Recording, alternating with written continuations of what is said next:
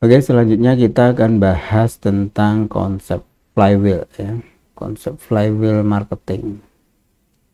Jadi di dunia marketing itu ya, funnel itu sudah lama mendominasi sistem atau strategi. Dari beberapa tahun yang lalu bahkan strategi perusahaan besar menggunakan funnel ya, funneling. Namun ada satu momentum di mana Amazon itu mengaplikasikan marketing flywheel ya, popularitasnya sampai sekarang sudah mulai naik ya, akhir-akhir beberapa tahun terakhir ini sudah bisa menyaingi ataupun mengurangi dominasi dari marketing funnel itu sendiri ya. Jadi secara simple, flywheel marketing itu adalah model pemasaran yang mana memfokuskan diri pada pengalaman atau purchase journey dari customer itu sendiri, yaitu dengan cara melalui kemudahan yang disediakan oleh koneksi internet sehingga customer bisa membagikan pengalamannya dalam membeli suatu produk pada platform atau brand tertentu. Yang menjadi kunci dari keberhasilan marketing flywheel ini adalah pembeli kembali membeli dan merekomendasikan produk itu kepada orang lain. Artinya kalau misalnya bentuknya website ya, merekomendasikan produk dari platform atau website yang kita miliki kepada orang lain. Misalnya enak loh, di situ di www.edubisnis.com itu ada produk yang bagus ya, silahkan kunjungi aja di situ. Nah seperti itu. Jadi flywheel marketing ini itu model-model strategi pemasaran yang sudah mulai menggeser dominasi atau menggantikan model-model funnel ya, model funnel sejak tahun kalau nggak salah 2018 ya, 2018.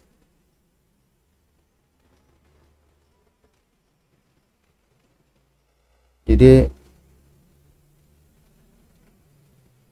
selama ini perusahaan banyak menggunakan metode funneling ini untuk strategi pemasarannya. Namun setelah flywheel banyak dibicarakan oleh banyak khalayak atau marketer-marketer dunia, akhirnya mulai populer ya, banyak dipertimbangkan oleh para marketernya. Karena diyakini akan menjadi salah satu suksesor atau yang menggantikan penerus dari marketing funnel itu, yang tidak hanya menghasilkan konsumen tapi bisa menumbuhkan loyalitas customer. Tuh, ya. Nah, kita akan belajar masalah marketing flywheel ini ya, marketing flywheel. Marketing flywheel itu satu model strategi marketing ya, yang berfokus pada pengalaman customer. Ya konsepnya sebenarnya sederhana ya. Jadi karena sebagian sangat memanfaatkan customer untuk menyebarluaskan informasi produk atau jasa perusahaan, dan konsep ini menunjukkan bahwa bisnis akan bertumbuh jika mengedepankan pada kepuasan pelanggan sekaligus menetapkan target jumlah penjualan yang sebanyak-banyaknya. Artinya sebenarnya konsep ini sejak dulu sebenarnya sudah dialami sih, cuma kita tidak menyadari aja bahwa ini adalah flywheel. Jadi dari mulut ke mulut gitu ya. Setelah orang kita servis, kemudian kita perlakukan dengan baik sehingga mereka merasa puas dan kembali lagi menjadi pelanggan kita, maka secara tidak langsung dia akan menceritakan kepada orang tentang fasilitas, tentang keunggulan produk kita ya kepada orang lain tanpa kita menyuruhnya. Nah, itu adalah agen-agen pemasaran kita seperti itu. Jadi flywheel marketing ini mampu mengumpulkan kekuatan konsumen loyal untuk menggerakkan bisnis dengan bermodalkan service ya excellent yang kita berikan kepada customer. Apabila customer mendapatkan sesuatu yang valuable atau worth it, maka tidak akan segan untuk memberikan informasi tentang bisnis kita kepada calon customer lain ya. Jadi perbedaannya apa antara flywheel dengan marketing funnel ya? Di dalam dunia marketing, funneling itu dipercaya sebagai pedoman kesuksesan dalam pemasaran bisnis, mulai dari awareness, kemudian interest, decision, kemudian juga action. Itu tahapan-tahapan yang sudah digunakan sejak dulu untuk membuat satu strategi ya, jika menghasilkan customer yang benar-benar loyal. Jadi dalam ada beberapa pendapat ya, nanti kita cari pendapatnya. Salah satunya adalah misalnya marketing funnel memprioritaskan itu pada konsumen sebagai outputnya adalah salah satu kekurangan yang paling utama. Jadi kelemahan dibilang kelemahan atau kekurangan lah. Jadi fokus pada konsumen sebagai outputnya. Ketika outputnya sudah didapatkan, konsumen-konsumen yang menjadi pembeli, maka mereka begitu saja keluar dari funnel, tidak menganggap yang penting. Mereka yang keluar ataupun tidak masuk dalam jaringan funnel kita biarkan, padahal mereka butuh edukasi ya kan. Mereka masih butuh namanya pengertian, mereka masih butuh namanya asupan informasi tentang produk kita. Mungkin dari awareness itu ada beberapa ribuan orang, kemudian yang masuk keluar dari funnel itu cuma 100 orang misalnya. Dari yang belum tersaring ini gimana? Ada beberapa kemungkinan mungkin informasi kita belum nyampe karena karakter dari masing-masing orang juga beda. Penyampaian kita belum bisa diterima secara menyeluruh ya, atau tingkat penerimaan atau tingkat daya serap informasi masing-masing orang itu beda, sehingga kita perlu juga mengetahui karakter dari customer kita yang kita lewati itu. Dengan metode penyampaian informasi dengan seperti ini, apakah bisa diterima kepada sebagian besar pada calon customer kita? Mungkin informasi kita hanya sebagian sedikit aja, yang 100 tadi, sehingga yang sisanya itu tidak menerima secara utuh informasi yang kita berikan, padahal kemungkinan mereka masih membutuhkan informasi lanjutan ya, seperti itu. Jadi customer yang keluar dari sistem funnel kita itu harus kita anggap, itu kalau di funneling itu tidak kita anggap, sedangkan di flywheel konsumen dianggap sebagai input yang sangat penting dan ditempatkan pada pusat model strategi marketing ya.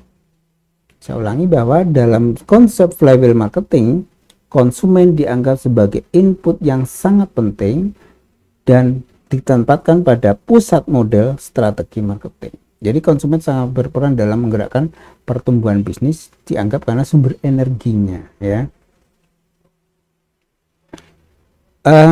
Flywheel juga digunakan dalam bisnis, terus akan meningkatkan kepuasan pelanggan agar menambah keuntungan dan mendapatkan lebih banyak lead ya.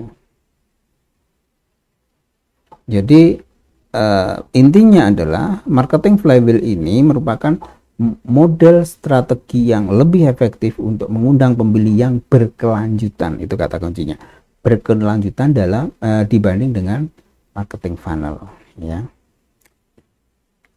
Jadi tahapannya ini bisa kita lihat dalam bagian tahapannya apa. Di situ ada tahapan-tahapan yang bisa yang dilalui dalam marketing funnel ya. Jadi prinsipnya adalah strategi yang berkelanjutan ya, di mana konsumen itu diharapkan bisa membeli produk dan memberikan rekomendasi produk kepada orang lain. Jadi tahapannya seperti yang pertama adalah attract ya. Dalam marketing funnel, attract ini merupakan saat marketer berusaha mendatangkan calon customer sebanyak-banyaknya. Jadi target calon customer ini didatangkan harus sesuai dengan bisnis dan rancangan marketing yang sudah kita rencanakan. Biasanya dalam dunia digital marketing ya, kita bisa mencoba dengan beberapa membuat artikel blog, kemudian juga membuat konten marketingnya lainnya seperti on page, off page ya, kemudian meningkatkan lagi sosial media, pay per click-nya. Nah, di situ nanti akan mendapatkan lead atau mendapatkan customer baru sebanyak-banyaknya. Nah, setelah target kita jaring ya, ada tahap berikutnya adalah engage stage ya, tahap engagement. Jadi saat target customer sudah tertarik pada tahap attract ini, kita mulai mengenal bisnis kita, maka selanjutnya yang harus kita lakukan adalah memberikan informasi sebanyak-banyaknya dengan membuat konten-konten yang sesuai dengan kebutuhan mereka, informasi mereka ya, melalui konten yang menarik, meyakinkan kepada customer untuk mau mencoba produk yang kita tawarkan. Jadi dalam flywheel marketing ini sebagian besar marketer akan melakukan otomatisasi di tahap engagementnya, misalnya dengan cara melakukan email newsletternya ya, supaya secara bertahap mereka juga mengerti tentang produk kita. Tapi ini penting untuk berkomunikasi dengan tim sales agar mengetahui yang calon customer inginkan dan juga menganalisis masalah yang dihadapi dalam perjalanan mereka. Ketika mereka ada interaksi, nanti kita tahu yang mereka butuhkan itu apa saja. Kemudian yang ingin mereka sampaikan itu apa saja, keluhan apa saja, kemudian kebutuhan mereka apa saja. Ya, kita bisa menyelesaikan masalah apa terhadap mereka ya. Tuh. Yang terakhir stepnya adalah delayed ya. Delayed adalah tahapan yang membedakan antara funnel dan flywheel, tahapan delayed ini. Jadi tugas tim marketing pada tahap ini adalah membangun hubungan baik dengan customer yang bertujuan upselling ya. Jadi dalam tahapan ini konsumen diajak kerjasama marketing perusahaan untuk membuat ulasan ya, user generated content lainnya ya. Ulasan-ulasan itu penting ya.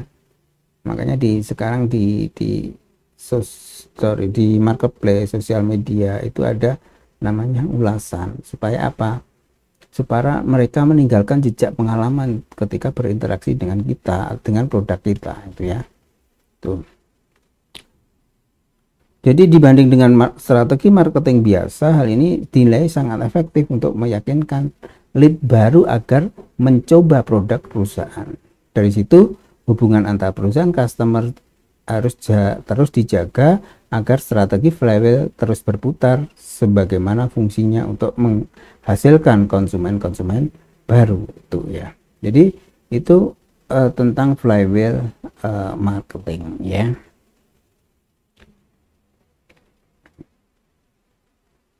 Kemudian berikutnya adalah CRM dengan WA. Ya, jadi CRM itu adalah hubungan yang kita bangun dengan antara perusahaan dengan customer. Nah, dalam dunia digital kita butuh alat bantu ya, alat bantu untuk berkomunikasi dengan customer ya. Nah, kita bahas WA karena apa? Karena hampir bagian besar orang menggunakan aktivitas hubungan berinteraksi dengan satu dengan lain itu menggunakan WhatsApp ya. Anda bisa lihat statistik WhatsApp ya, itu secara statistik itu mendominasi penggunaan aplikasi yang digunakan oleh pengguna atau user di Indonesia. Kita lihat di sini. Coba saya lihat pengguna WhatsApp ya. Nah, pengguna WhatsApp di Indonesia misalnya,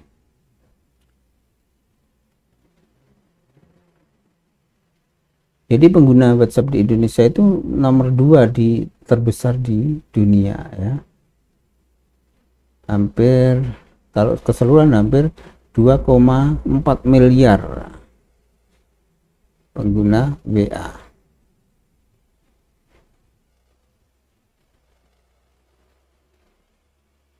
Ya, bisa kita lihat, bisa kita search di Google atau kita ambil data dari Google pengguna WA di Indonesia ataupun di dunia. Kalau di Indonesia banyak juga ya. Dan ini terus bertambah ya. Jadi di sini ada pernyataan bahwa 3 dari 10 penghuni bumi itu menggunakan WA. Nah, itu luar biasa. Jadi kalau kita lihat pengguna WA tahun 2012 itu cuma 69 juta ya. Kemudian tahun 2012 naik sampai tahun 2022 sekarang sudah mencapai 2,4 juta. Luar biasa besarnya.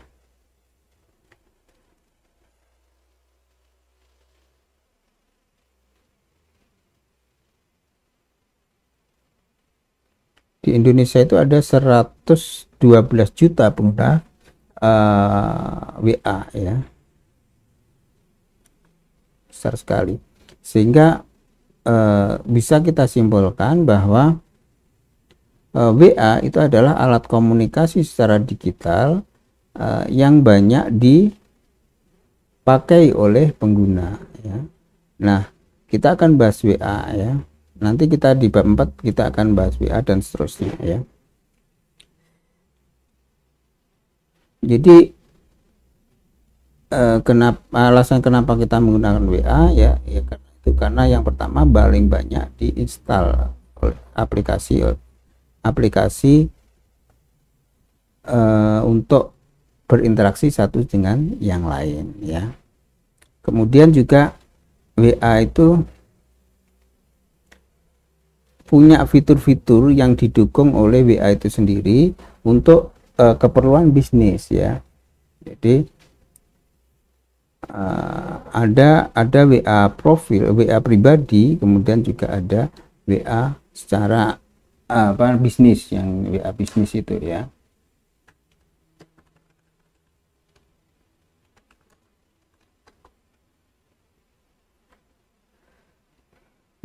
Jadi kelebihan-kelebihan WA yang perlu kita ketahui bahwa yang pertama yang jelas mudah digunakan ya, tentunya user friendly ya, sangat mudah, bahkan orang tua pun sudah menggunakan. Kemudian juga sinkronisasinya secara otomatis bisa kita sinkronkan dengan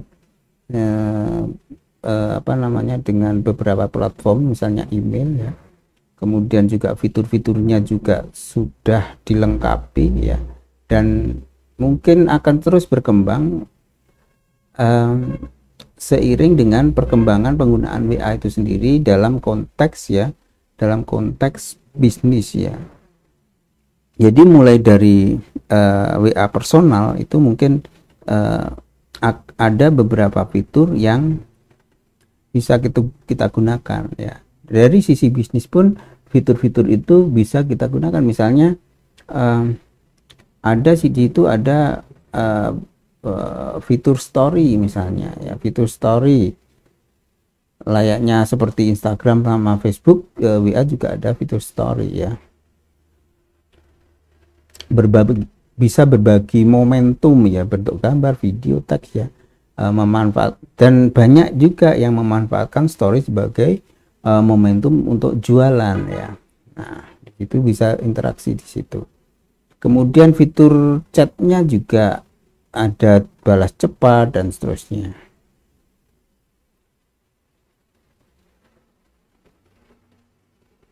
Nah, itu beberapa keunggulan dari WA. Sistem keamanan juga baik ya. Kemudian apalagi? Um,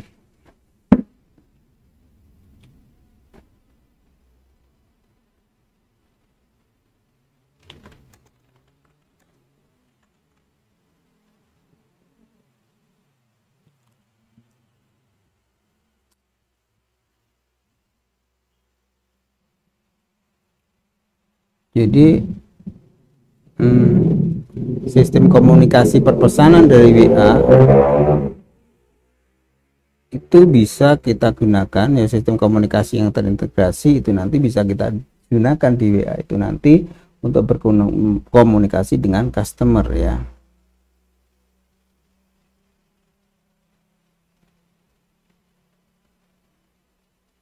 Nah itu nanti akan kalau kita gunakan dalam WA marketing atau customer relationship-nya, kita akan membutuhkan beberapa fitur ya, beberapa alat bantu yang bisa mempercepat komunikasinya ya. Sebenarnya di WA sendiri itu sudah ada alat fitur-fitur yang bisa kita otomatisasi, misalnya salam cepat, salam di luar jam kerja, kemudian juga fitur-fitur balas cepat, kemudian juga otomatisasi yang lain itu bisa kita gunakan sebenarnya. Tapi nanti mungkin dalam perjalanan waktu kita membutuhkan alat bantu yang lain ya. Yang intinya adalah supaya untuk memperlancar strategi pemasaran kita. Jadi setelah strategi pemasaran kita sudah mempunyai polanya nanti, kemudian template menjawab pertanyaan, kemudian template bagaimana kita membangun komunikasi membangun komunikasi dengan customer ya. Nah, itu nanti perlu diotomatisasi karena kita nanti hubungannya dengan banyak sekali customer ya.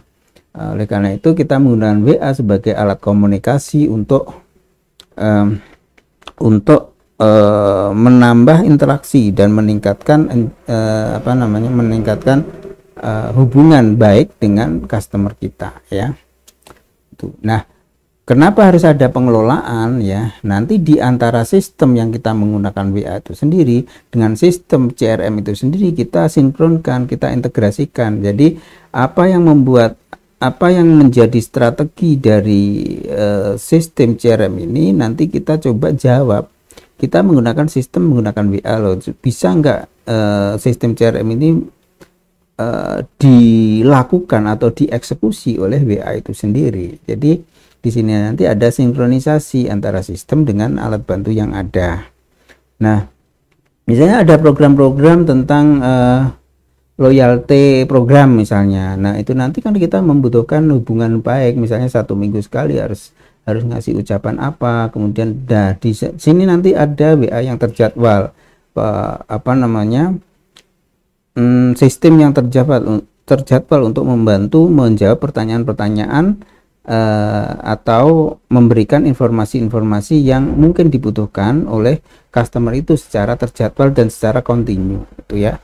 Jadi nanti integrasi antar CRM sistem dengan WA itu sendiri nanti akan berpotensi dan harusnya dapat meningkatkan pendapatan omset perusahaan supaya lebih tinggi lagi. Nah, integrasi ini nanti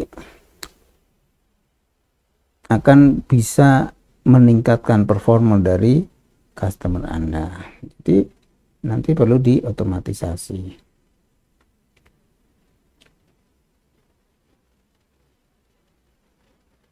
Oke. Nah, jadi itu CRM dengan WA. Mungkin itu dulu ya, nanti mungkin dikembangkan yang lain ya. Jadi kadang saya juga lupa ingat, yang penting terus di upgrade Mbak ya. Jadi di upgrade terus kadang saya juga blank, kadang juga dulu pernah konsep yang bagus sih nggak kayak gini, ternyata yang saya bicarakan itu ternyata lepas gitu ya. Itu mungkin aja ketika kita yang jelas kita sudah punya konsep seperti itu, nanti apa yang kita sampaikan nanti terus kita update ya, update terus ya tuh. kemungkinan ada sesuatu yang tidak perlu kita tuliskan, ada yang sesuatu yang, nah itu nanti perlu kita analisis lagi. Oke, kita lanjut ke materi berikutnya. Untuk materi sekarang adalah kita akhiri dulu ya. Assalamualaikum warahmatullahi wabarakatuh.